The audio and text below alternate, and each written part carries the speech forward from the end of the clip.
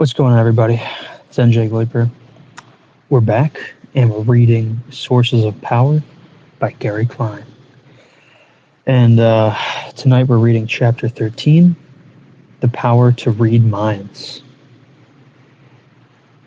So I skimmed there's no synopsis on if you look at any Wikipedia entry or any blog or you ask ChatGPT, it's very, very basic.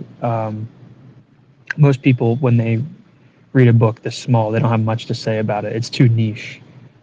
And if anyone's read it, they're like experts, and their analysis will go way over your head. They've read like 40 other books like this, so they're just constantly referencing the whole corpus of material.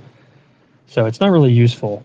So I did my own sort of synopsis. I was just reading through a little bit before we get started. And it sounds like this is all part of the shared experiences that people have and how to kind of step into another person's shoes through mental simulation. So let's see if I'm accurate with that prediction. I've only read like the first 2 pages, so we'll see. But anyways, let's get started. Chapter 13, The Power to Read Minds. It happens too many times. You send someone on an errand, a simple one, and the person gets it wrong. Maybe you're trying to repair a coffee mug, and you ask your spouse to add glue to the shopping list.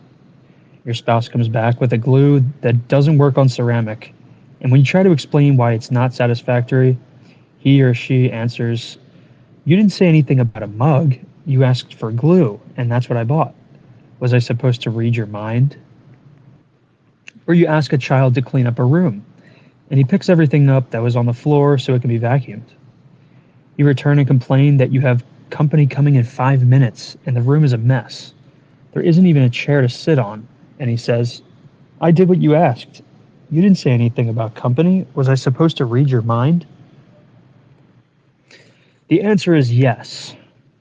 Whenever we make a request, a task for an errand, or give a command, we need the person to read our mind. To make this possible, both parties have to extend themselves. The person making the request can help by specifying the intent behind the request. The person trying to carry out the request has to imagine what the other person truly wants to handle all the details that did not get explained. Please pick up some glue at the hardware store, since we'll be going to the shop next door anyways. That doesn't sound like a difficult request. But when you walk into the hardware store, you find that there are different types of glues. For wood, for glass, for metal. Some are advertised as super glues that will never fail. Is that good or bad? But I want to dissolve the glue later. So I really should tell you why I wanted the glue. To repair a ceramic mug, my favorite one. The handles come off and it has a small crack, but I believe it could be salvaged and at home for a small plant. Wait, what? A small what?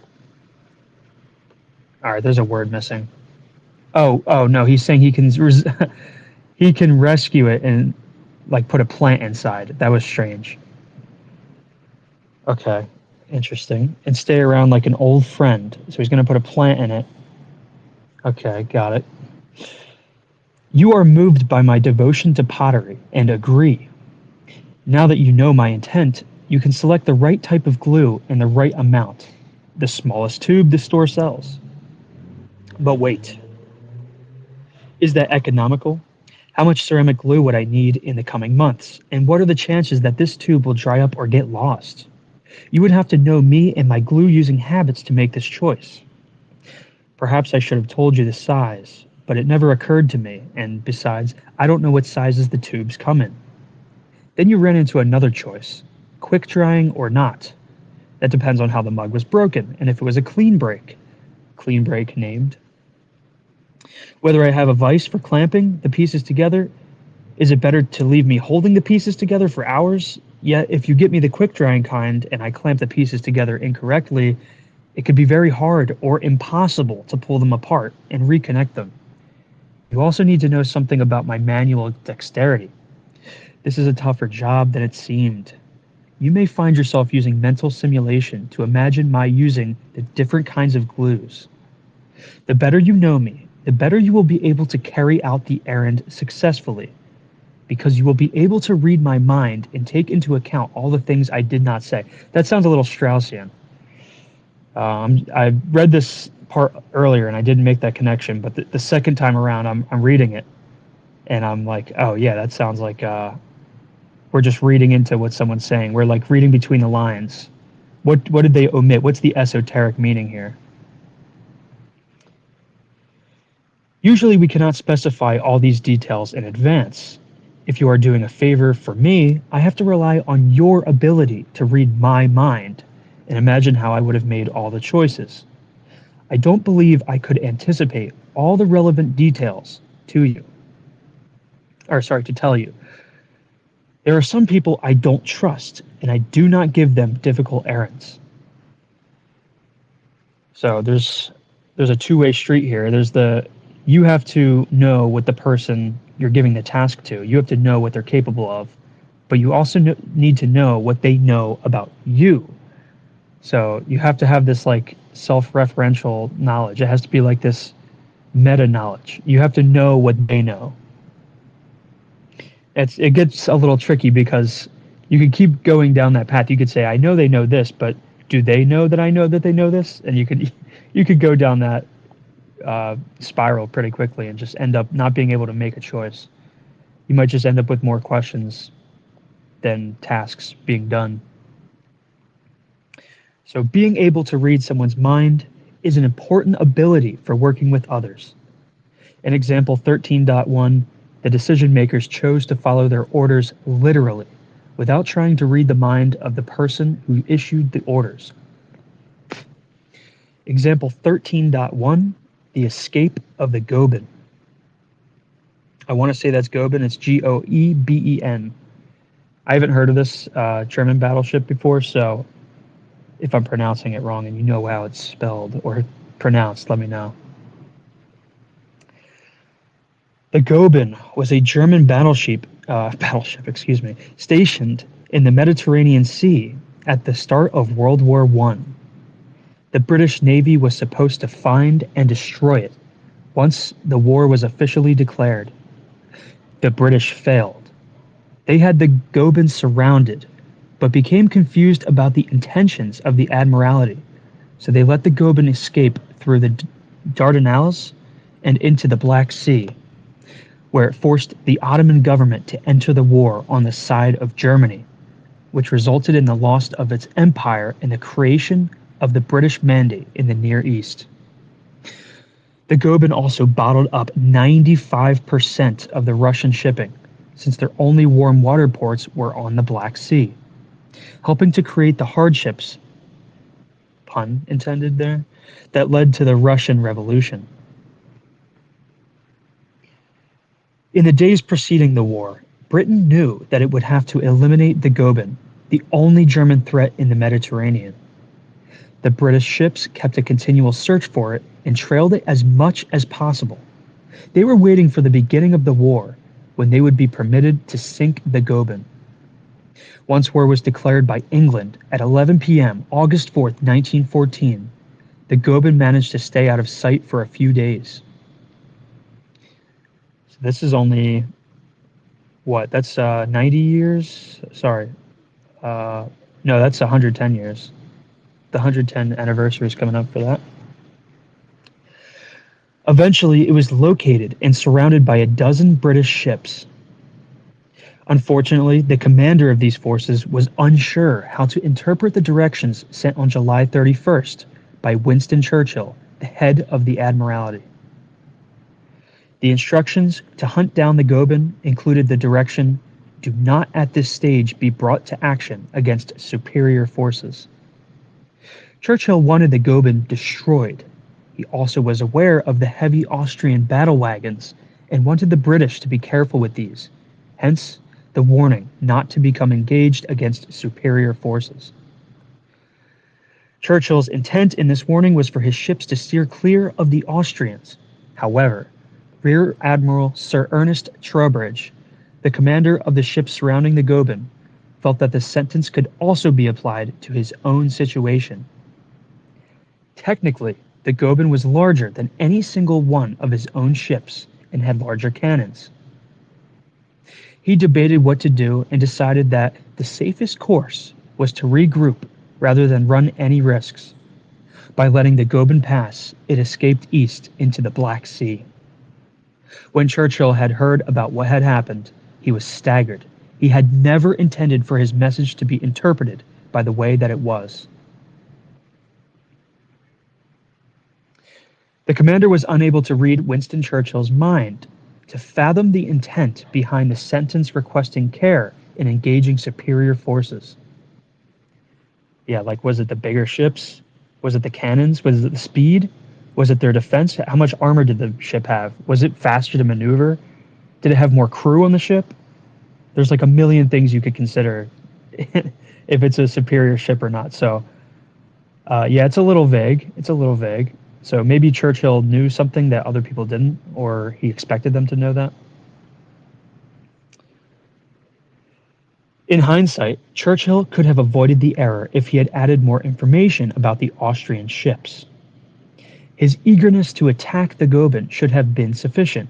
If he had tried to clarify every point in every order to prevent any ambiguity, the job would have been impossible. The resulting documentation would have tied up the communication lines, and the important points would have been submerged in the flood of details and clarifications. Um, that kind of elicited something from me. Um, if you're ever doing software development, and especially stuff with APIs, especially stuff with like someone else's work, especially if you're working with Google's APIs, they are dense. They contain every little tidbit of information that anyone could ever need, and this makes it so impossible to use. You can think of like an overloaded function, which is essentially a function that can do two different things or more. So like with the same namespace, with the same function name, with the same call, you can do multiple things, either with different arguments or different argument types, different parameters. And they list out every possible parameter, every possible combination of parameters, and every result that that function would like spit out. And it is insane. It's like, do I even need this function? Do I need to use this? Which version do I need to use? Do I need to use it with these parameters? And sometimes it makes a simple task like, how do I download this file? How do I send an email? How do I locate all the push notifications for a single user? It becomes impossible. You get mired down, like bogged down in the minor details, the minutia about a function that you're only going to call once in a very specific way. But Google lists out every other possible way that you will never use. And it has like weird use cases because Google is written by, Silicon Valley outsourced programmers. It's really bad. The documentation could certainly be better, but it's always bad. It's always too detailed to be useful. So yeah, submerged in the flood of details and clarifications. Sometimes there's too much information. We talked about perception, I think 2 or 3 chapters ago, and your goals define your perception, and your perception sort of defines your goals. It makes things clear to you. Things be you like it be. Let me slow down. Let me think this through. The things you are aware of are determined by your perception, which are determined by your goals, essentially. So if the goals are unclear, your perception is unclear. And if your perception is unclear, it's very hard to determine which facts are useful and which ones are not. Sometimes this involves clarifying your goal. Sometimes this involves trial and error. And other times it's like purely mental simulation. Like, what if I tried this? What if I tried it like that? So that's all. But that all takes time, and that all takes mental effort. It's not exactly cost-free to do that. And that's why Google's documentation is actually bad. It requires mental effort to go through it, sift through it, and find what you need for an exact use case. ChatGPT and Claude have been very good at demystifying and I guess, clarifying the documentation, boiling it down to what you need. So you can say, if I want to do this, what function parameters would I use? So it's not always perfect. It hallucinates a little, but it's better. It's like having someone do the mental work for you, of condensing and finding the information that's relevant and sifting through it. So that's very useful. That's been very useful to me. Back to the book. Oh, and if anybody wants to request at any point, feel free to raise your hand. And if I think you'll add to the conversation, I can bring you guys up. The answer is not to pile on the details. That takes too long and it has its own costs. We may want to pretend that rules and procedures are simple and clear, but they are not. For example, if you give someone the direction to press a button when a green light comes on, and the person asks, well, what is green? There is no way to respond. You could explain that green is light at a wavelength of 530 to 570 millimicrons, but that information is unlikely to be helpful. Well, yeah, we don't perceive light in millimicrons. We have the sensation of green. We assume that living in a shared culture will provide us a basis of common reference. If we have to labor at breaking out all of the assumptions behind requests, teamwork and cooperation would become almost impossible. This is what this is something that the deconstructionists kind of do this. The people that go, well, what is God and what is? What does it mean to be a God? And what does it mean to be is? What is is? And they break down every part of the English language into its minutia and where the word came from, its etymology, all the way back to the early prehistoric periods, where we have scribbles on tablets, and that's the best we can do. We have conjecture there, and it's not exactly. It's a little ambiguous of what that person actually meant when they scribbled that on the tablet. So it could mean a multitude of things. So that's why God is actually something else. It's actually what I interpret it to be. And it gets into this muddy mess where, you're just making up interpretations on the fly rather than going with the established definition at the time. And they throw out context and they pick their own, and they're just selecting. They're just like choosing how to deconstruct it. And that is its own process of choosing values and evaluating things and making value judgments about things. So deconstructionists, they pull everything apart, but the part that no one likes to talk about is they're putting it back together in a way that as they see fit, in the way they please. So it's not exactly deconstructing. It's just like reconstructing. It's like revising the current definitions, the current meanings. It's about rearranging it and reordering it in a fashion they see fit. So got to be careful with that. And yeah, teamwork does become impossible. Cooperation does become impossible. That's how you get individualism. That's how you get fractured societies.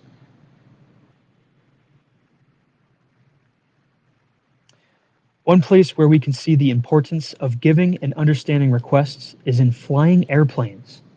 When each member of an aircrew does not have the same understanding of what is intended, the results can be tragic.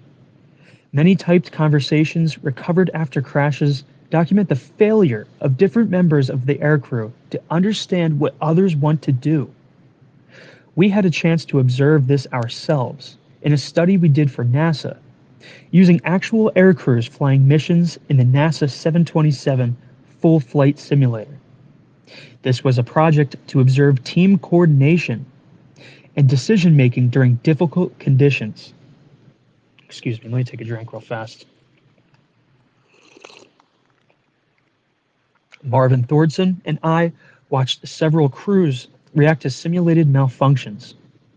The crews were composed of a captain, a co-pilot, and a flight engineer. Example 13.2, Combat inside the cockpit. One of the malfunctions is an unusual fuel leak from the number 3 tank in the right wing. We watched 3 crews, and in 2 of them, the captain and the flight engineer disagree.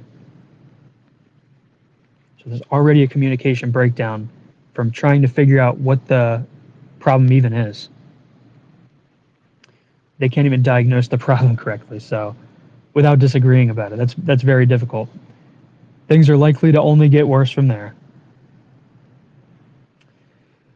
In addition to the obvious problem of not being able to fly as far because of fuel loss, the captains are concerned about a secondary implication: loss of balance.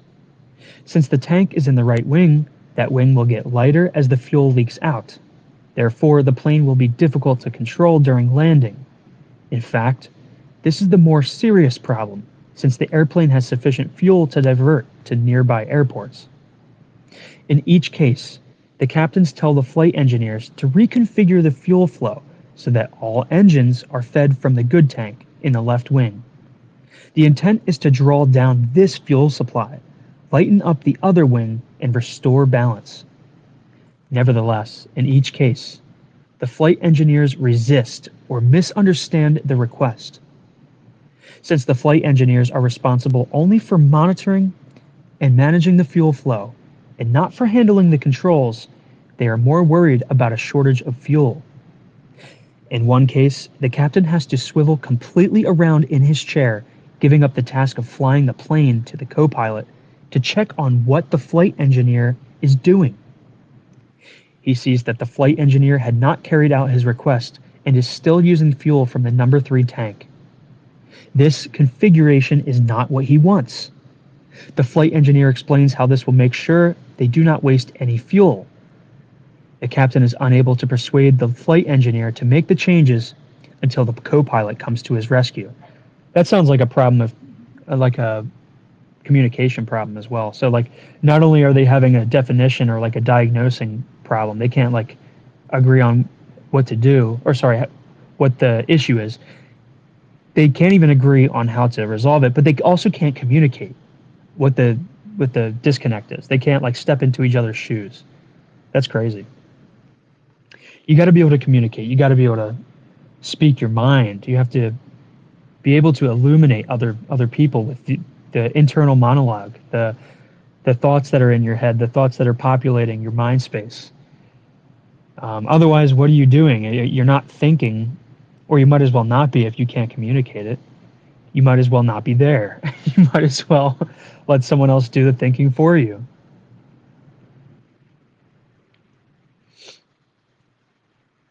Finally, the flight engineer bows to their wishes.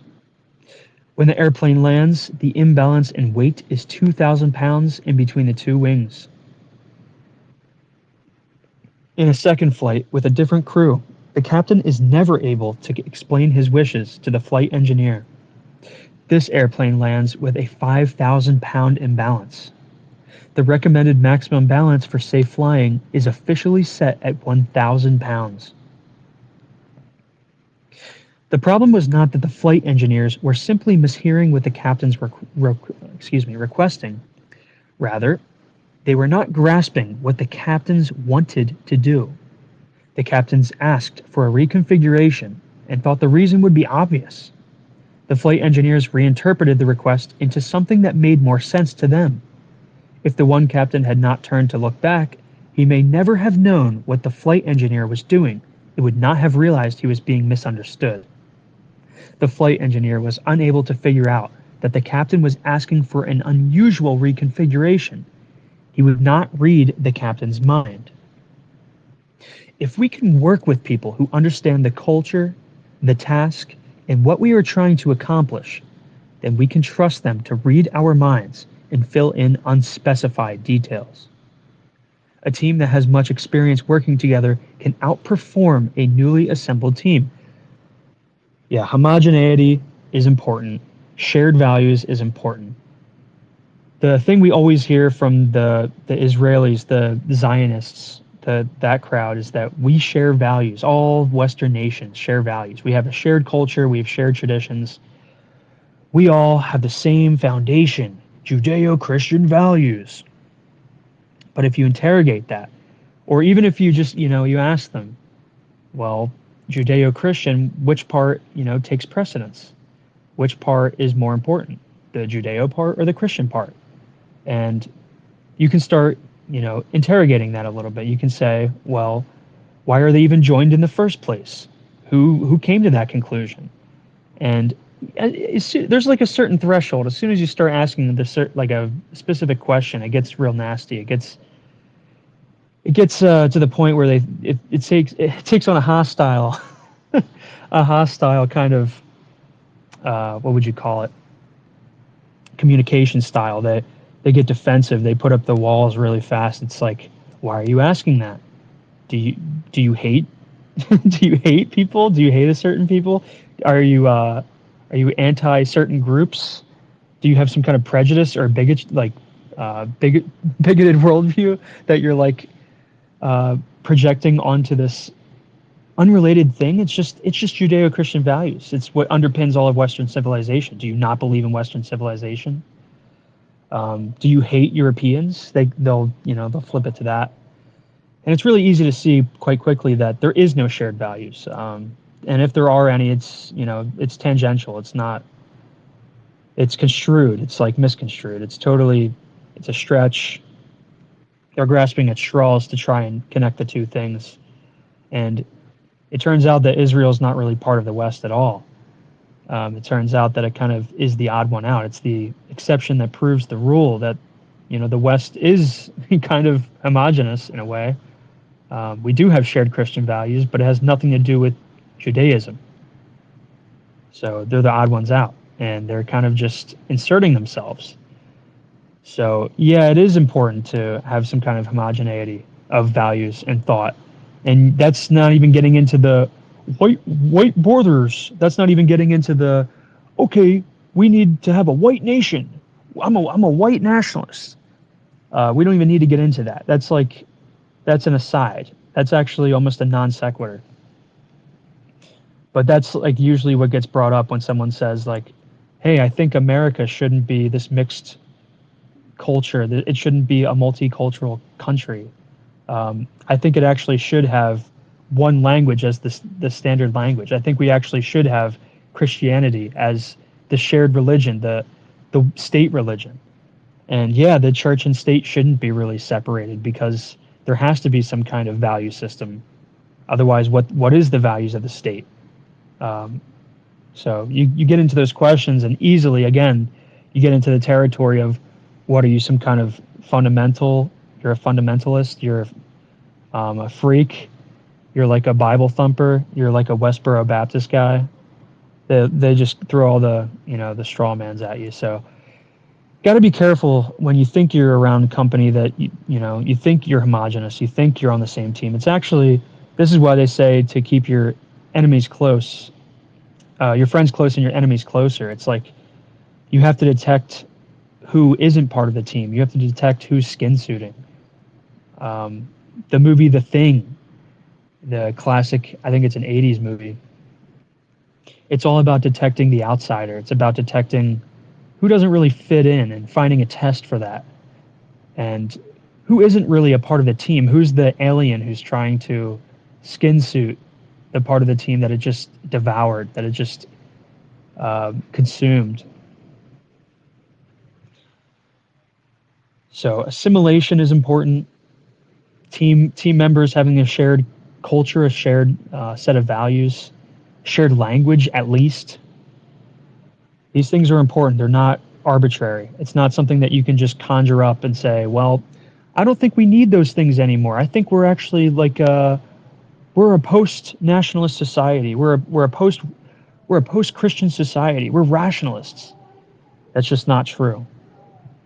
And you can see it from very intelligent people who are airplane pilots and airplane engineers, aircraft engineers. Like, these people are not stupid in any sense of the word. They're highly educated. They're professionals. It's a highly technical field. There's a lot to remember and to be able to do. It's very specialized as well. So yes, communication is key, and being able to work with a team and trust, your fellow man is very important.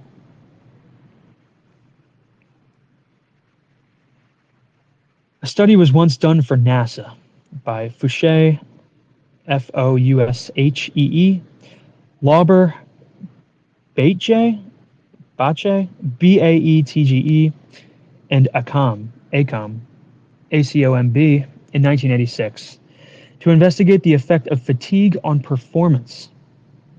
Flight crews were asked to fly 8-hour missions in a high-fidelity simulator. The researchers presented the same malfunctions at the beginning of the flights for some crews and at the end for others. They expected that the crews would react better at the beginning when they were fresh. The results were the opposite. The crew members did better at the end of their missions. Their advantage was all they had learned about working together. They learned to anticipate how each member would react, and they became adept at reading each other's mind. Flight crews are not the only teams to wrestle with the problem of guessing intent. Yeah, shared, anytime there's a team, anytime there's teamwork, there's a reason there's jargon. There's a reason we have shorthand for these things. And there's a reason that you have to spend 10,000 hours doing something, to immerse yourself in something, to become an expert. It's not just so much that you get good at doing the thing, it's that you get good at explaining it and communicating it. And those ideas inhabit you. You inhabit the idea. You are an embodiment of it. The muscle memory you have is not just like a capability of remembering something. It's being able to close your eyes and become the action of the thing. Those 10,000 hours aren't just you remembering something. You don't have to remember how to drive, the steps of driving each time you get into a car. You can drive down probably your home street with your eyes closed. You could probably park your car in your driveway with your eyes closed. You can walk through your own house with your eyes closed, bump into a wall once or twice. But you could probably get a glass of water or like a water bottle out of the fridge quite easily with your eyes closed, coming from your bedroom. And a lot of that is like spatial awareness, but also a lot of it is just muscle memory. You don't have to count how many stairs you're walking down in your house. You can kind of just feel around that, like, okay, I think I'm at the bottom of the stairs. There might be one or two more. It's like that with people. You have to be able to communicate these feelings and these intuitions. The 10,000 hours, that becomes jargon, that becomes technical language. And it's very expensive. It's very costly to bring someone on and to try and get them up to speed, to get them close to that 10,000 hours.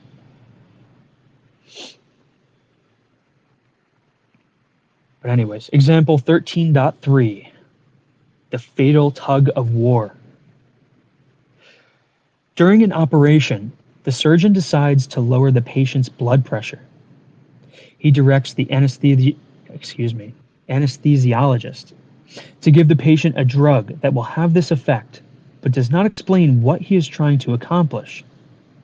The anesthesiologist gives the drug, notes that the patient's blood pressure goes down, and boosts the level of another drug that will increase the blood pressure. To the anesthesiologist, this is standard operating procedure to keep the patient's vital signs stable. The surgeon notes that the blood pressure is higher than he wants and directs the anesthesiologist to increase the dosage of the first drug. The anesthesiologist follows the request, watches for the blood pressure to reduce, and then boosts the drug that will return the blood pressure to its normal level. This cycle continues until the patient ends the game by dying. Yeah, you have to express your intent. You have to express your motivations. They're not always clear. One thing I was talking about in the last space is there's two ways to ask people things if they understand what you're saying.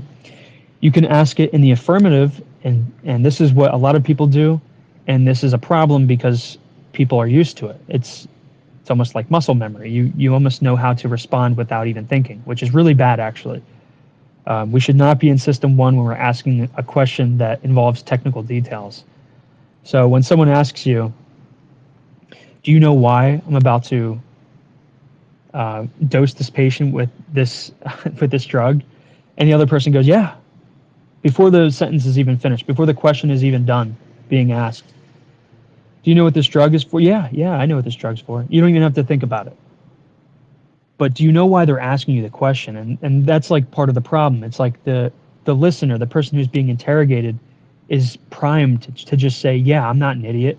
Yeah, I know what I'm doing. I'm not like here for the first time. This is my first rodeo. I'm not stupid. Like, if you ask a person a question like that, you're interrogating their intelligence. You're interrogating how much of a professional they are. And it would be stupid for someone to say, I don't know what I'm doing. Yeah, I don't know what I'm doing at all. So it's like a lot of times people will bullshit, or they'll fill in the blanks with whatever they think it's supposed to be. So that's the affirmative question. That's the affirmative interrogation. Do you know what you're doing? And the person usually has to answer yes. But you can interrogate someone in the negative. You can say, are there any parts of this procedure that you don't understand? And the person has to search their space in their mind. They have to like flip the question, because they now have to answer in the negative. So it kind of like it short circuits the system one process, where it's just an immediate intuitive reaction. Yeah, I know what I'm doing. It gets flipped, and it's like, wait, what don't I know? Why would I not know what I'm doing? Oh yeah, he's at like, and then it like, I guess, activates that kind of friction in the mind. It's not as smooth of an answer. So it slows you down, it stops you, it makes you think. It's like a speed bump in a neighborhood. They usually have like the 15-mile-an-hour speed bumps, where usually the speed limit's 30 and people want to go 35, but the speed limits, the speed bumps, prevent them from going faster than like 15 or 20 without damaging their car. And you can think of it the same way. It's like flip the interrogation to the negative. Make them affirm in the negative. So, what don't you understand about this procedure? I think I understand everything. That's a much better kind of call and response structure there. So you can try that one out. That one's helped me a lot when I'm asking non-technical people, when I'm asking people who don't know anything about computers, if they know what they're doing, because a lot of times it catches them off guard and they're like, wait, yeah, I don't know what I'm doing. And it kind of gives them the out. It kind of gives them the liberty to say, yeah, I don't know what I'm doing. I don't know this step or that step, rather than saying, what do you mean? I know what I'm doing, but like, what about this one part? They're not on like their heels when you ask them that question. It kind of opens up that space for them to say, yeah, I don't know. Truly, I don't know. And sometimes it's okay to say that. Sometimes it's okay to say, I don't know. Sometimes it's okay to not know everything. When I'm at work, no one does a better job of reading my mind than Barbara Law, who has worked with me since 1979, longer than any of my other colleagues. No matter who else has reviewed an article or manuscript, I am uneasy unless she has had a chance to go through it. Example 13.4, My Safety Net. I complete a draft of a paper on how to communicate intent and give it to Barbara to edit before we send it out. She notices that I am citing some data from another study we have recently finished. Just to be safe, she goes into the files to make sure all of the numbers match. She finds one or two discrepancies, and since I am not around, she brings them to George Kempf, Kaempf, the lead author of that study, to clarify. She knows that I want to send the draft to Jim Banks, one of our sponsors at the Army Research Institute Field Unit in Monterey. She also knows that Jim had recently seen George Kempf's paper. She wants to make sure Jim does not find any mismatches between the two.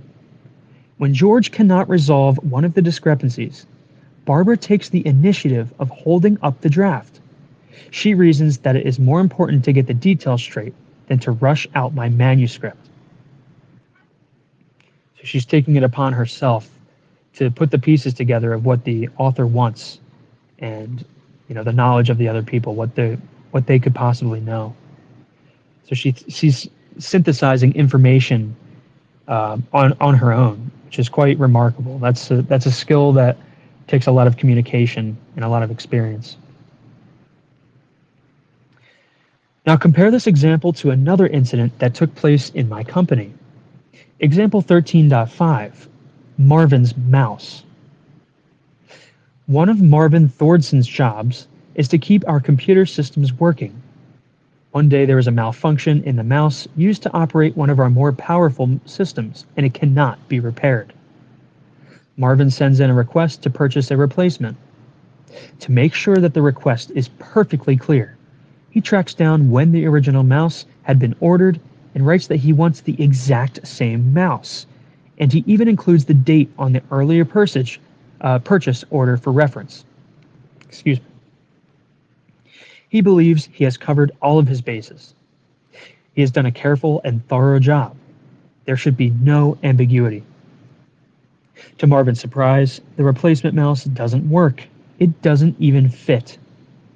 Somehow the front office has ordered the wrong one. In tracking down the reason, Marvin finds that the hardware company no longer makes the original mouse. Yeah, that's a problem with probably the manufacturer being shipped overseas. The front office had assumed that Marvin was trying to indicate the company he preferred to order from. It contacted the company and ordered the mouse that was closest in price to the original. They were not aware that there was a compatibility problem, that not all mice fit all machines. Besides, Marvin was traveling when they ordered the mouse, so they couldn't ask him, and he seemed to want the replacement quickly. They wanted to show how responsive they were. Here the front office tried to read Marvin's mind and failed. They thought they knew what he was after, an inexpensive model from the same company. They did not have the experience to know about hardware compatibility issues. Marvin knew they lacked computer hardware experience, and that was why he tried to make the task easy by digging up the old invoice with the part number. In hindsight, he realized that he should have explicitly told them he needed an inexpensive mouse that he could use on that specific computer model. That way they would have known more about his intent. They could have improvised better when the original mouse was unavailable. By telling the front office exactly what to do, but not giving the rationale, he was leaving them vulnerable when the original plan fell apart. In contrast, look at example 13.4. I gave Barbara Law virtually no instructions other than to review my manuscript. Because of her experience, she could detect a potential problem, the mismatch in numbers, see the bigger picture. A friend and sponsor might also notice the mismatch, and anticipate the impact, a slight loss of credibility. She was able to balance the priorities by fixing the problem versus getting the draft out quickly, and she took the initiative to decide on holding up the draft. She could do all these things because she knows my priorities and the things that have bothered me in the past. She could therefore anticipate what I really wanted here. So we're going to get into the next section, which is about intent. I see a couple new faces. If you guys have anything you want to discuss about the book or any related topic, or you just want to ask questions, feel free to request and I'll bring you up if I think you'll add to the conversation. So intent. On a team, a number of things can happen when there is a shared understanding of what the team is intending to do. Table 13.1 lists some outcomes we have seen when the people on the team understand its intent, in contrast to situations where people are told what to do without understanding the why. This is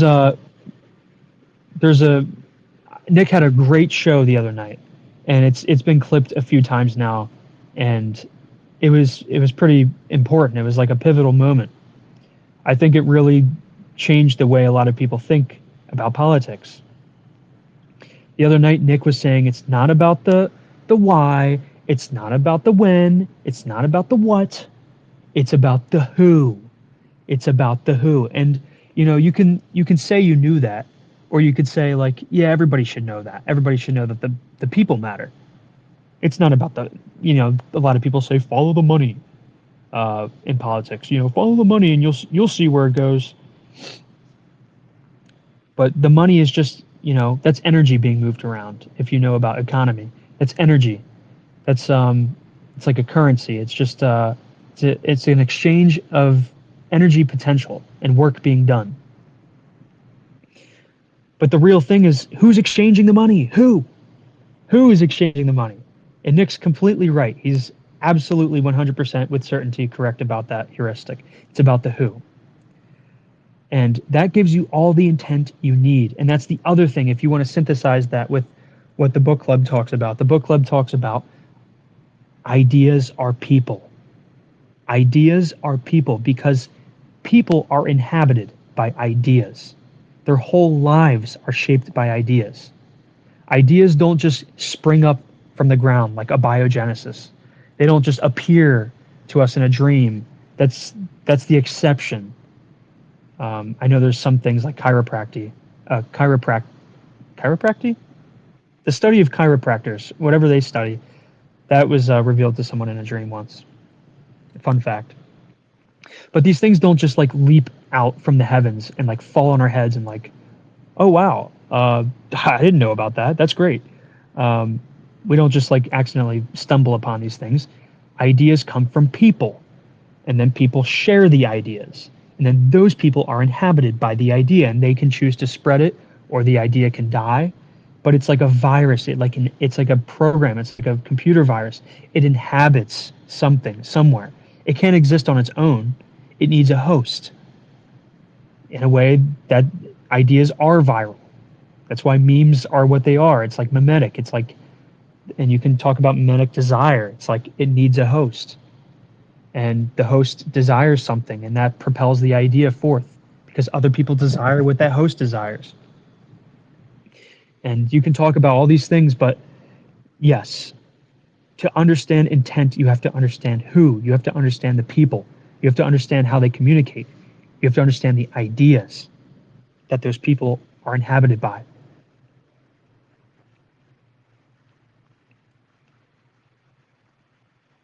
So you have to understand the why. And to understand the why, you have to understand the who.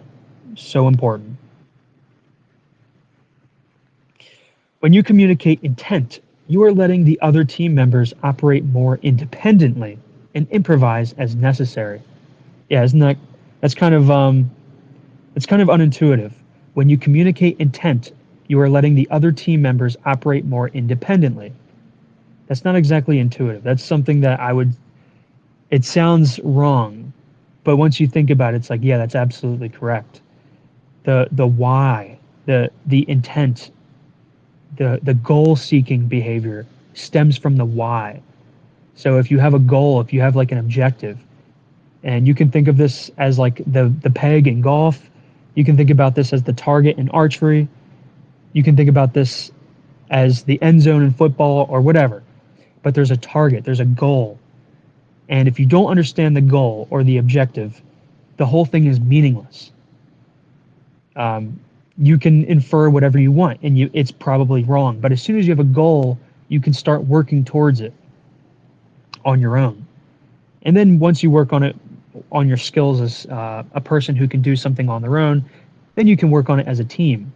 Usually, you have to focus on driving by yourself before you can give someone else the driving lessons. You have to become a good driver on your own before you can drive a car with 10 other people in the car or whatever. You're not going to be able to drive a bus full of people if you can't drive, a passenger car like a sedan around. So these things, they build on one another. And intent gives us the goal. Intent gives us that ability to specialize and individuate and become these nodes in a network. Otherwise, there's a bottleneck. Otherwise, there's like a dependency where a bunch of nodes are dependent on a singular node, which is actually not efficient. To get new information, you have to ask the one person how to do your thing, how to do your job. Imagine every day imagine if you were ordering a burger at McDonald's and the person who runs the grill doesn't know how to run the grill. They have to ask someone every time they're making a burger how to make a burger. Nothing could ever get done. So what they do is they have someone train the person on the grill. And what that is just communication. It's about intent. What are you doing at this job? Well, you're making people less hungry. Okay, but how are you doing that? Okay, but you're taking chicken or like beef patties and putting them on a grill for a certain amount of time so people don't get sick when they eat them. Rather, they taste good and they want to buy the food, and It increases revenue when the food tastes better than other restaurants, and if you do it quick enough, you can get more customers in, and you can get more money, you can get more revenue, you can get more profit, and you can get paid more, and you can open up your own franchise with your own earnings, and eventually you can run your whole business. You can run a McDonald's on your own, and then you can hire someone to work the grill for you, and then you could own potentially and open up your own restaurant with its own franchisees. So it's like this process of intent. It's like, what are we doing? What is the purpose? Sure, you're flipping burgers, but like, what's the purpose? Why are you flipping burgers? Why do you come to work every day? Why do you do it this way and not a different way? Why do we serve burgers and not other food? Why is there even a grill? Why don't we have a microwave? There's a million questions you could ask as someone who doesn't understand the full task or the full objective. So that's why there's always those training videos when you get a new job. It's like, here's the company culture. Here's how it was started. Here's the goal of the owner. The owner's vision was. You always hear that. You hear the first McDonald's was opened by Mr. McDonald in 1917 in blah blah blah, Massachusetts or whatever, and blah blah blah. He wanted to make people happy by serving good food fast. And it's like, oh, okay, serving good food fast. Okay, now I understand. Now I understand what my job is. I'm serving good food fast. And it sounds so redundant. It sounds so stupid, but that's like something people will overlook and they will skim over every single time. They will not think about it. It gets left out of the training videos. It gets left out of the company meetings. Nobody knows why they're working there. The whole company culture goes to shit. Nobody understands why anybody shows up at all. People start calling out. People start, neglecting their work or doing a poor job because they don't understand the objective. McDonald's would not be the same if it took 30 minutes to make the burger. Okay? McDonald's would not be the same if you had to go, ground up some beef every time you needed a burger. It's fast food. The food's already prepared. You just have to, warm it up or grill it. So these things are important. These objectives, clarifying the objective, clarifying the goal, communicating, specifying intent. That's what white papers are about. That's how you make a sales pitch. That's what an elevator pitch is. You're just communicating your intent. You have to be able to do that. You have to be able to be a salesperson. You have to be able to be someone who can talk to other people and get them to understand what you're thinking, what you want them to understand.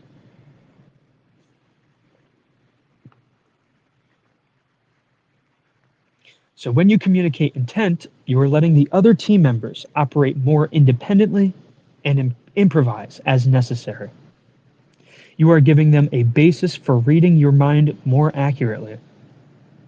One important function is to increase independence so that team members need less attention and monitoring. They can evaluate whether they are making progress. If you just tell me a sequence of steps to carry out, I am always wondering if I am doing them right. Is this how you wanted it? And waiting for permission to start the next step. When you have asked me to do something and we both know the goal, I should be able to perform at a higher level. I should be better able to tell if I am making a mistake. Additionally, I can make better use of my experience to notice errors in your planning, along with the problems that might arise. All right, there's a table here, but it's poorly formatted. I'm going to skip this. So let's see. Okay. If I run into problems while carrying out the task, I may warn you that the goals were wrong. The other primary function of communicating intent is to allow better improvisation. We do not want everyone on a team freelancing. That becomes chaotic. Remember how the front office improvised and ordered the wrong mouse? Still, we must accept that few of us can think out all the contingencies in advance, and unless we want to do every step our teammates take and direct them through every process, we are going to have to cede responsibilities, including judgments about how and when to carry out critical tasks. When team members understand the intent and reasoning behind a task, they will be better able to improvise. They will adjust to the field conditions that the planners cannot know about by finding ways to jury-rig solutions when the plan starts to run into trouble.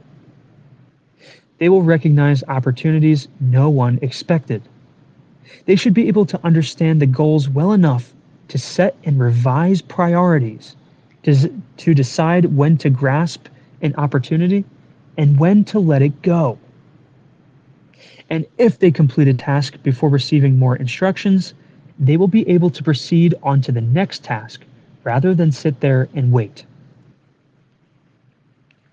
Larry Shattuck, and that's Shattuck, in 1995, a U.S. Army lieutenant colonel currently heading the Human Factors program at West Point, did a study on commanders' intent statements used to explain the purpose for carrying out a plan. He presented military operations, plans to battalion commanders serving in the field. Each battalion commander read and interpreted the plan and communicated his intent to his own company commanders using a variety of methods, including a commander's intent statement, operation orders, and briefings. They relied on the standard procedures that they had been using together for months. Then Shattuck interviewed the battalion commanders to find out how they wanted their company commanders to react to an unexpected development in this scenario. Next, Shattuck videotaped company commanders as they described how they would react. The company commanders' responses matched those of their battalion commander only 34% of the time. So only 1 in 3 of these guys was able to match the commander's intent. When Shattuck told the battalion commanders how their subordinates had adjusted, a common response was, "Well, why the hell did he do that?" There have been some documented examples of organizations that have worked to create independence and improvisation. According to the military historian Trevor Dupuy, I like that, Dupuy, in 1977, the Prussian army created such an organization following their lackluster showings against Napoleon. They regrouped and established a professional force that showed its superiority in war during the next century. Despite what we have heard about German officers excusing themselves by claiming they were only following orders, the reality is quite different. German officers were expected to use independent thinking. The culture of the German army is illustrated by a famous story described by Dupuy about the strategy of mission tactics used by Prussian military leaders in the late 19th century. Example 13.6. The soldiers who were trained not to follow orders. A major receiving a tongue lashing from Prince Frederick Charles for a tactical blunder offered the excuse that he had been obeying orders.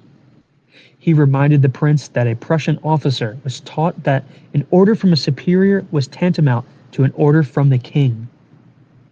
Frederick Charles promptly responded, "His Majesty made you a major because he believed you would know when not to follow his orders."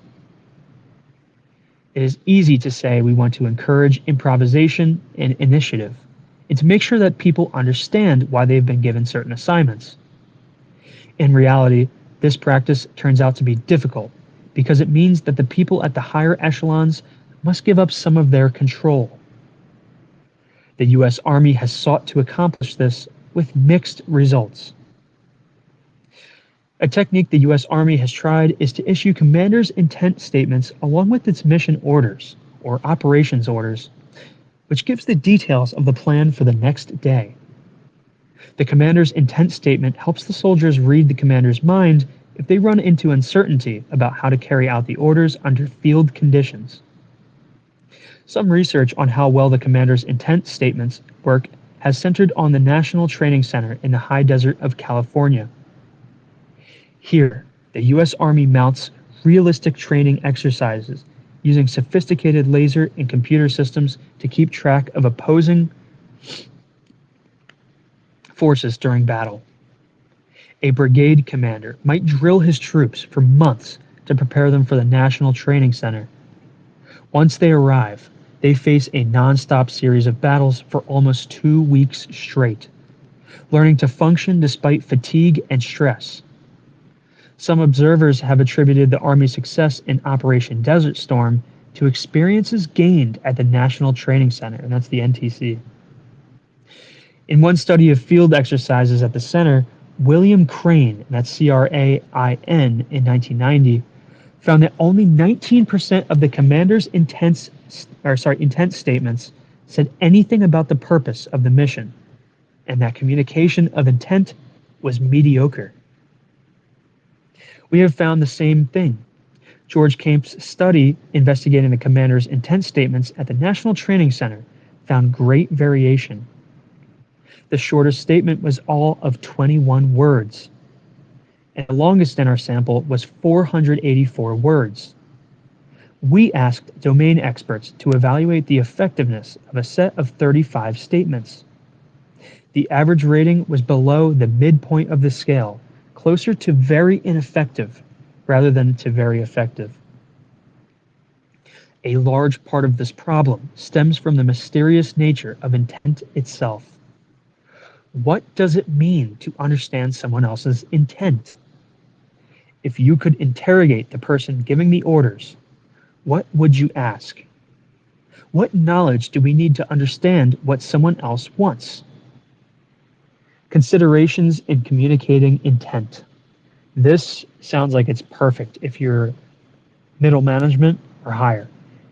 If you're like management or you're an executive, this is going to apply to your whole life for the rest of your life.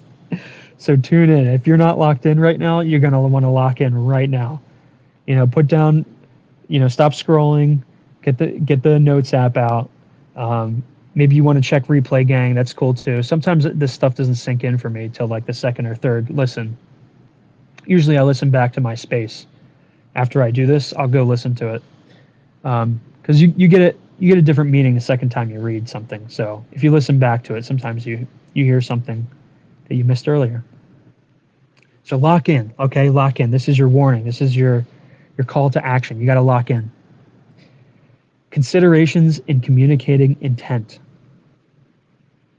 In observing teams and reviewing their attempts to communicate goals, I have identified a few types of information that are important for describing intent.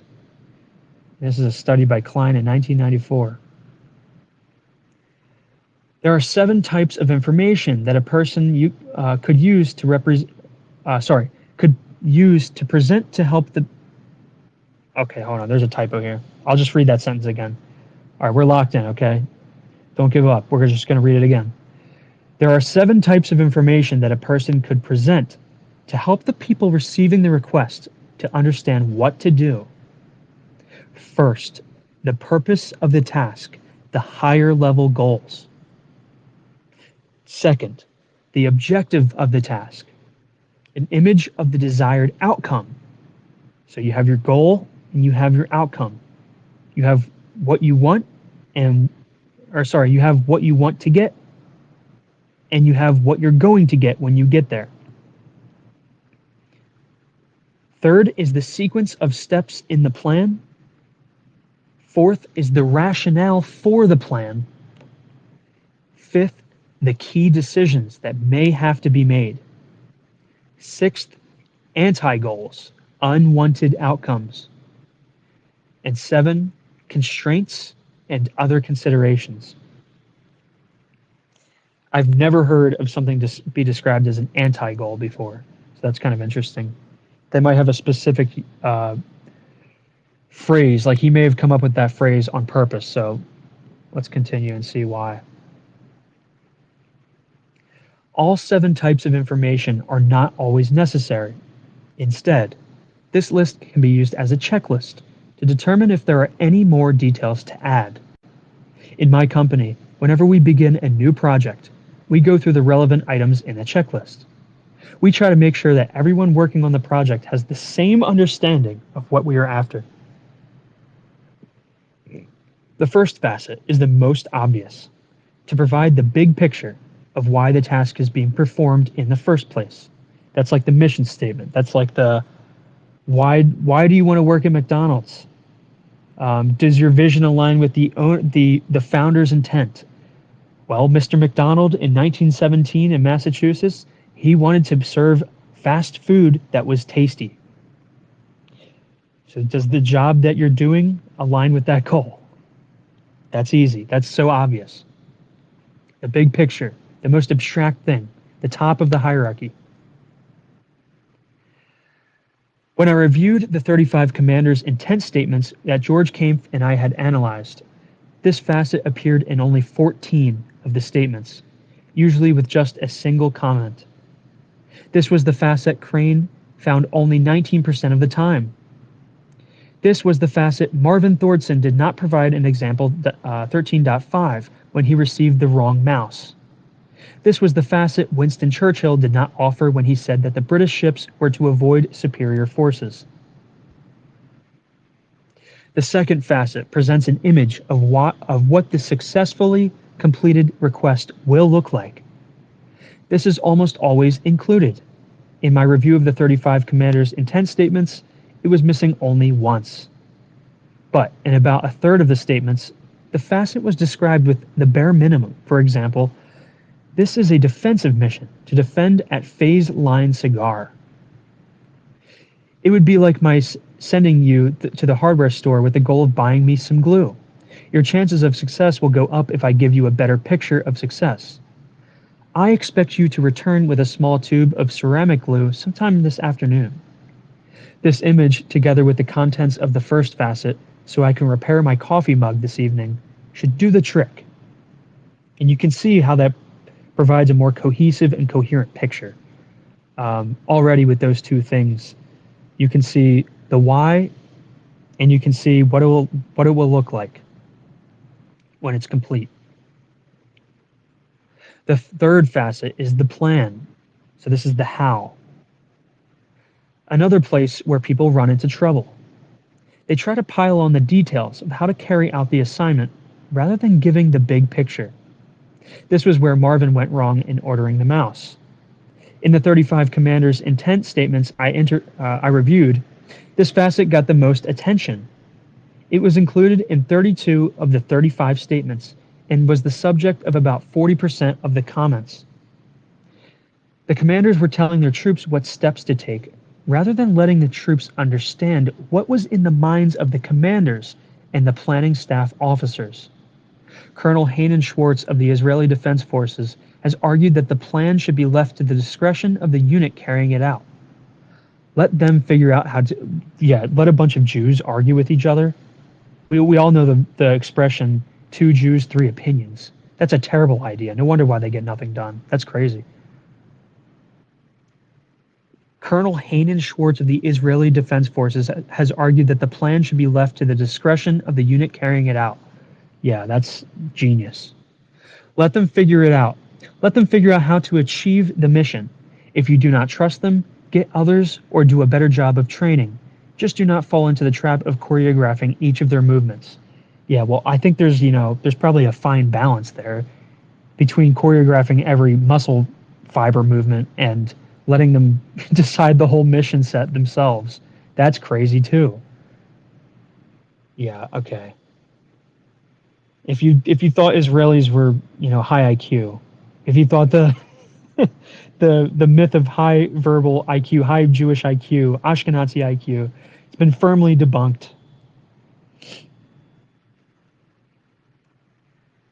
Mike Ma would be disappointed.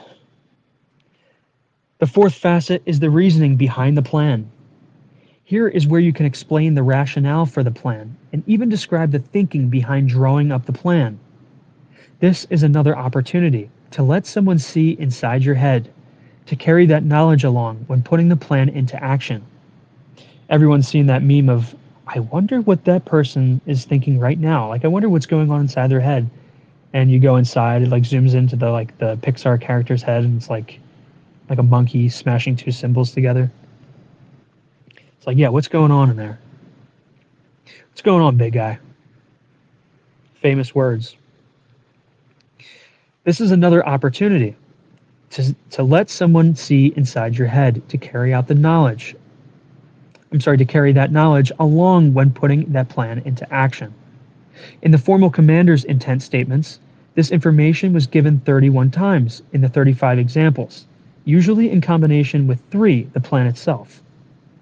If I'm sending you to the store for glue, I might explain that my plan is for you to save effort by first doing your grocery shopping, since you might find the glue in the hardware section of the supermarket.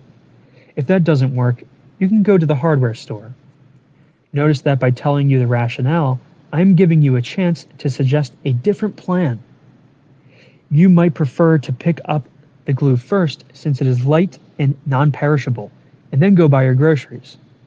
It doesn't make sense to buy the groceries first and then carry all the sacks and the frozen items with you into the hardware store. Yeah, or leave them in the car baking in the sun. The 5th facet gets you ready to make key decisions. There might be contingencies to expect. Sometimes the hardware store gets crowded. If that happens, go to the supermarket first. There might be priorities to set. If the hardware store is still jammed when you come out of the supermarket and it looks as if you'll have to wait 15 or 20 minutes, skip it. It's no big deal. I'll run over there myself tonight. I found that 13 of the 35 commander's intent statements included some information about key decisions and priorities.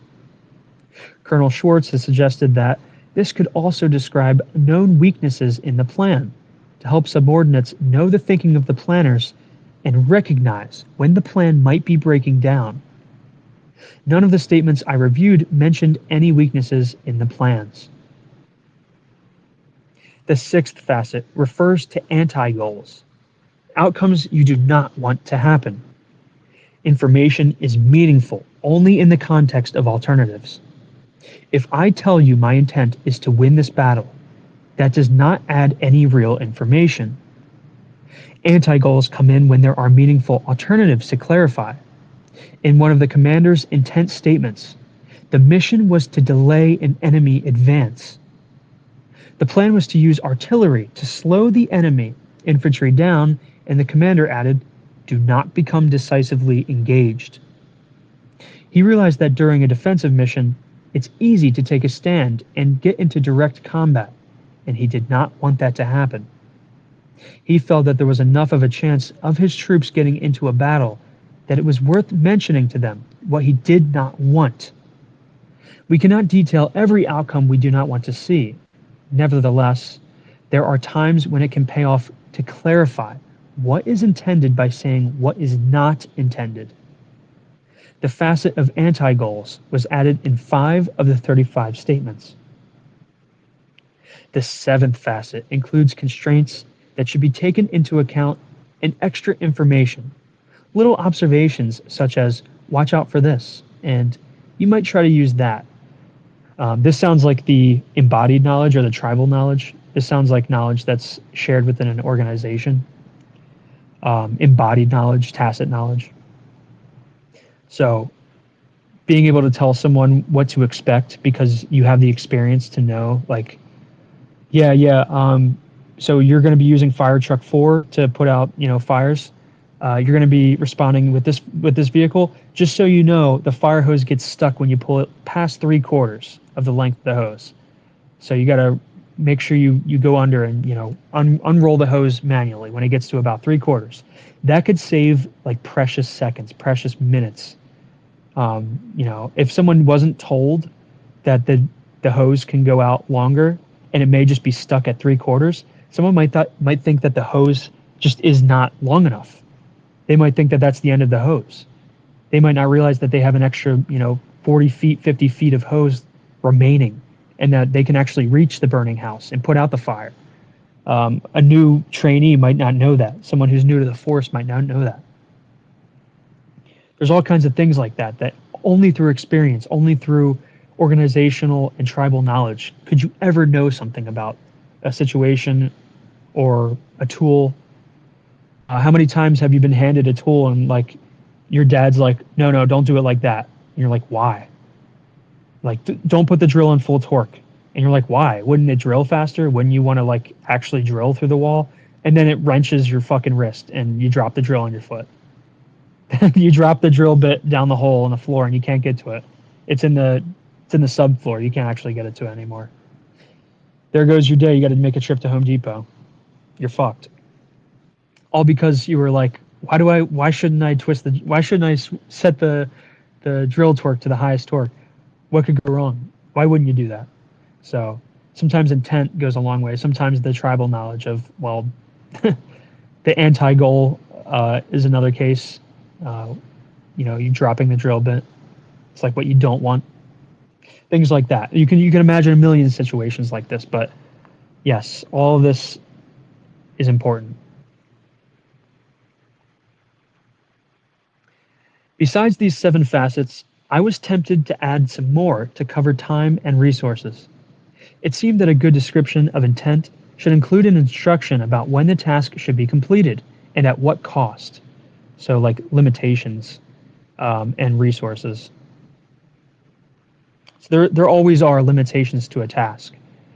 You are never given a task that has an infinite amount of time or resources to complete. That's just not the case. So, if there are physical limitations, you should probably know them. Someone asks you to clean the floor, how clean do you want it? Do you want to be able to eat off the floor? Is this a hospital? Is this just a warehouse? Should I just be sweeping? Or is this like, if I drop a surgical tool on the hospital floor, should I be able to pick it up and continue using it? Should I only have to douse it in alcohol? Should I have to hold it over a Bunsen flame in a science lab, in a chemistry lab? Should I have to be able to disinfect it? What kind of clean do you mean? How clean are we talking? Do I need UV light to disinfect this? It could go into infinite amount of details, and it depends on the tools you have and the time you have, the situation, the context, blah blah blah. Hanen Schwartz convinced me to abandon this idea. He explained that a commander or a leader who specifies time and resources is micromanaging. The effective commander needs to provide a sufficiently clear picture of the overall mission, including the potential follow-up.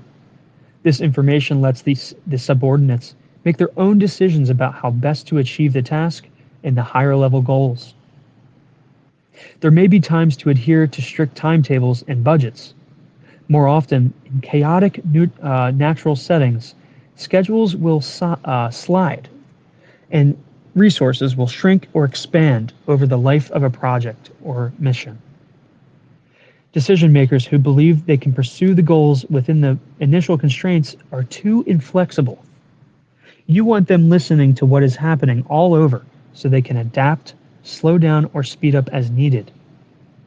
Since one purpose of a commander's intent statement is to allow flexibility and improvisation, you do not want to restrict flexibility to adapt to changing conditions. Carl Weick, and that's W-E-I-C-K, in 1983, has described a streamlined version of a commander's intent statement.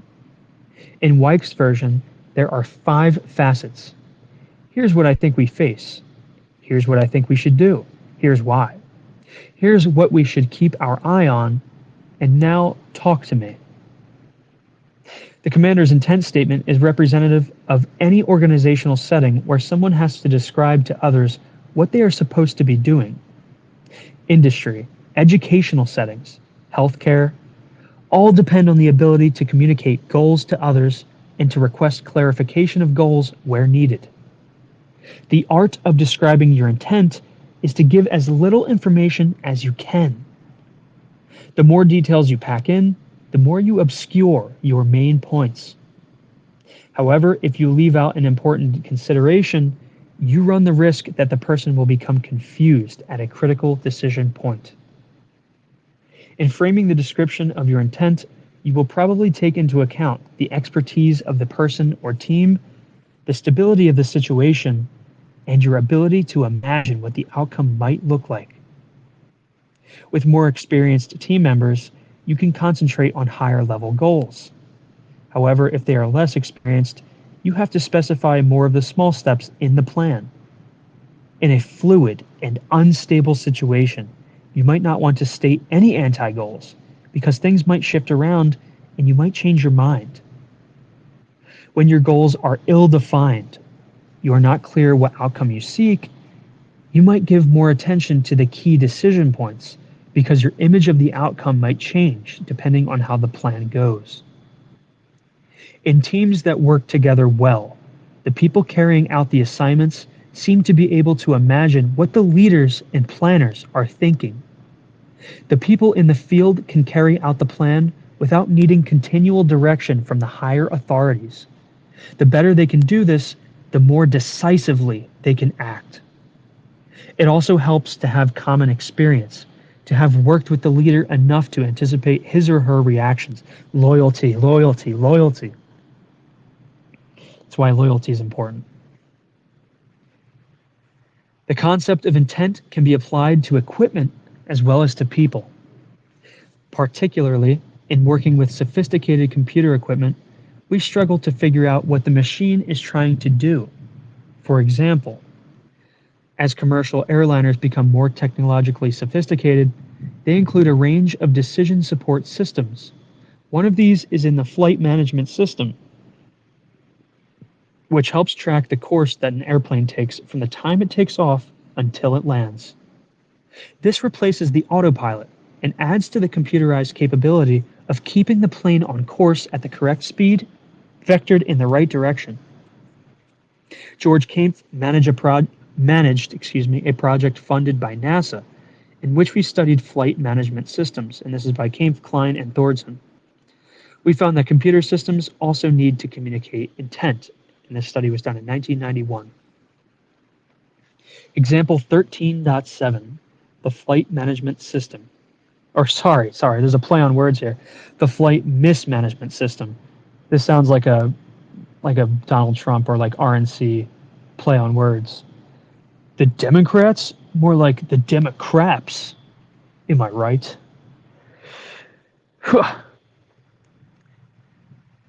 The flight mismanagement system. Okay. We're just doing corny shit now.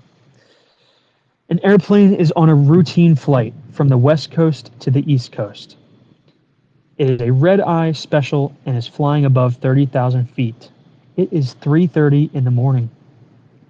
A company employee riding in the jump seat of the cockpit kicks the rudder control blade by mistake so that the rudder deflects to an extreme position.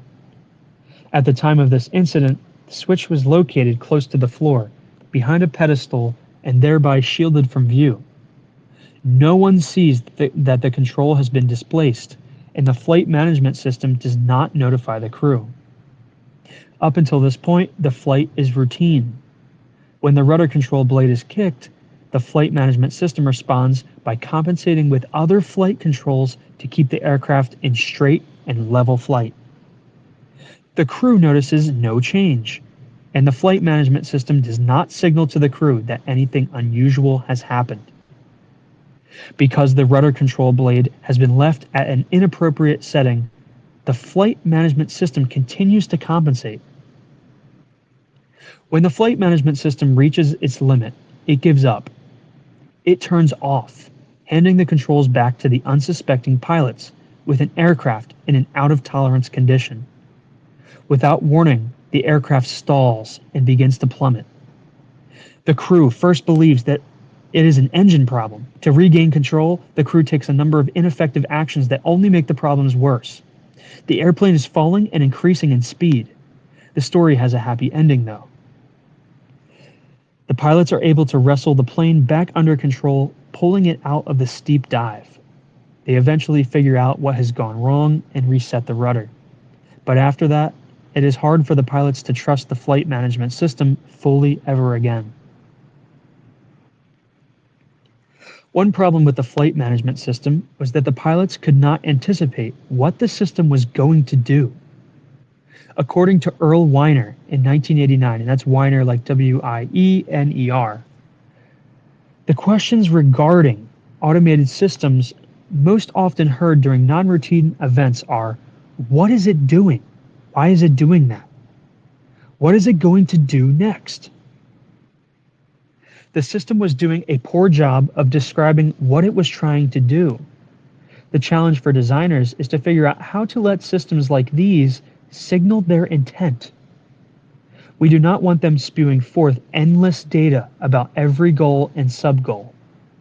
These systems have to be able to identify the appropriate times to convey intent and the appropriate level and format for doing it. Only then will the human team members feel that they can read the minds of their computer colleagues and feel comfortable working with them. This is a huge part of my job, is designing systems. If you've ever used Salesforce or any other like client management system, if you've ever used, uh, let me think, what other systems do we have? Uh, that's a big one. Oh, we have like client communication systems. So we have stuff like text message automation. So we send automated text messages. We use like a software service for that, and we have to know when we're sending to a fake phone number, a phone number that's not real. And we also have to know when it failed to send for other reasons, like the carrier rejected the message, or their inbox was full, or they don't support these kinds of messages, whatever. So getting endless messages about like why an SMS failed is like too much data. We don't want to see all that. We only want to see when it breaks in a new way or a way that it hasn't broken before. Same thing with the client management systems. We only want to know about clients who have recently became a problem client or have recently encountered an issue with their account. We don't want to see every possible issue, and we don't want to see historical issues. We want to see like what's happening now, what changed, what's different, what's the intent, why are you alerting me this? So letting the computer tell you why it's doing what it's doing is so important, and how you represent it is key to communicating it. It's like you have to step into the computer and like pretend like you're painting the screen for the client, or like painting the screen for the employee. If you were the employee, what would you want to see? And where would you look for this information? And how would you like it to be represented to you? It's very difficult. It's a very difficult job. It's user interface design. That's a huge problem. And it's a undervalued and undervalued, and you know, it's a job that doesn't get much credit, because when it's done right, nobody notices. But anyways, we got to the applications of this chapter. There's the applications, and then there's the key points, and then we'll be out of here. There's a few new people here, so if you guys want to request, if you have a question or you want to talk about the chapter, or you want to talk about something in relation to the chapter, feel free to request. And I'll bring you guys up if I think it'll add to the conversation. So feel free to request even while I'm reading. It's totally fine. But let's get into the applications. There are several possible ways to use what we know about describing intent. One is to prepare training so that people who regularly need to direct others can improve their skills. It may only take a few minutes at the beginning of a project to describe the intent clearly. The benefits of providing a clear description of intent, mistakes that are not committed, requests for help that are not made, are not easy to see. Yeah, so the negative Q. That takes experts, that takes expertise, as we saw in a previous chapter.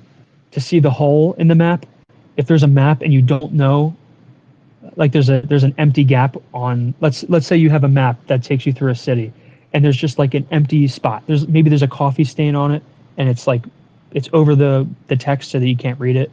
Maybe it's like a rip in a tear in the map, and you literally can't see it.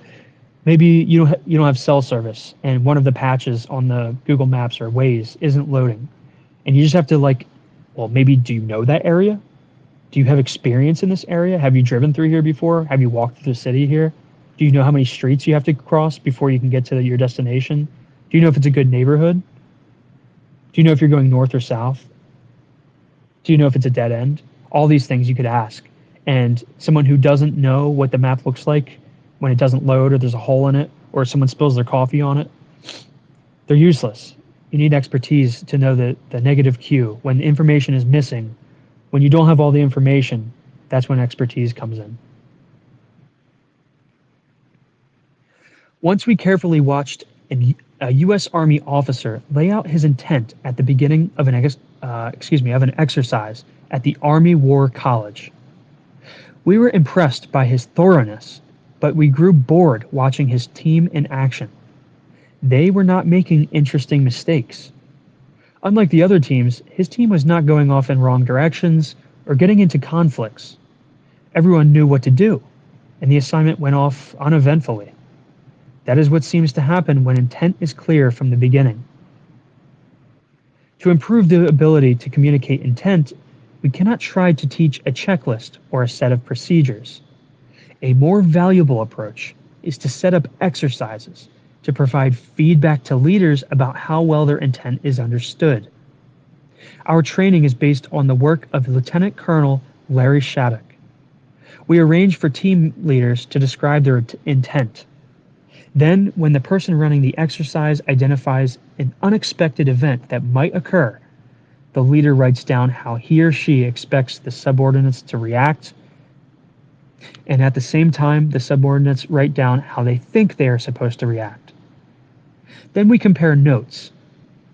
Obviously, there are going to be mismatches and surprises, and we use those to figure out how the intent should have been phrased to provide guidance that would be more robust. We have applied this training with U.S. Marine Corps squad leaders who felt that it was very helpful in preparing for field exercises. Okay, we've reached the key points, the final section of the chapter. It's only a few sentences, so we're about to wrap it up. If you guys have anything you want to add, definitely request now. If you have something you want to ask or anything you want to add to the conversation. Key points. Communicating intent helps a team member to read the mind of the person requesting an action. The communication of intent is critical for teamwork. No one can anticipate every contingency. Therefore, intent is used to improvise and adjust. We can identify 7 facets for communicating intent. The description of intent has to reflect the expertise of the team members, the stability of the situation, and the degree to which the goal is well defined. Just see here. Yeah, this is the last one. And lastly, the ability to read a person's mind depends on familiarity with that person and the clarity with which his or her intent is described. All right. That's the end of chapter 13. My final thoughts are that, yes, homogeneity among your team is important. You're going to need to be communicating, so get good at talking to people. Get good at talking to strangers so that you can get even better at talking to the people you do know. If you can talk to a random person who doesn't know you or your priors or your values, they don't know your heuristics or why you believe certain things, if they can understand you, I'm sure someone that you know very well, that you work with for 8 hours a day, for 40 hours a week, I'm sure they'll understand you too. So get good at communicating and learn how to communicate your intent. Learn how to summarize what you want. Getting what you want is a very important skill in life. Being able to talk about what you want and how you're going to get it, how to formulate goals and improve your goal seeking, get better at that too. You should be learning how to goal seek. You should be learning how to strive and reach for new goals and know when you've reached a goal and when to set new goals and when to discard old ones. It's all about prioritization.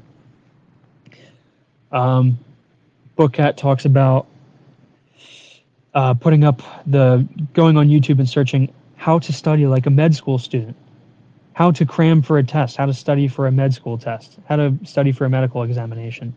There's like these Asian kids that'll just like show you how they study, and they'll give you the tips for how to memorize things and how to study for an exam and how to associate information with other useful information, how to create dependencies of information, and how to associate things with one another in relevant ways. And that's pretty useful too. So that sounds like it could come into play here. So that's my final thoughts. I'm getting tired. I'm going to get out of here. But thank you guys for listening. Thank you for stopping by, everybody who joined the space. We'll be reading chapter 14 next time, and chapter 14 is called The Power of the Team Mind. So that's about team decision making. All right. So tune into the next one. I will catch you guys later. Thanks for tuning in and have a good rest of your night.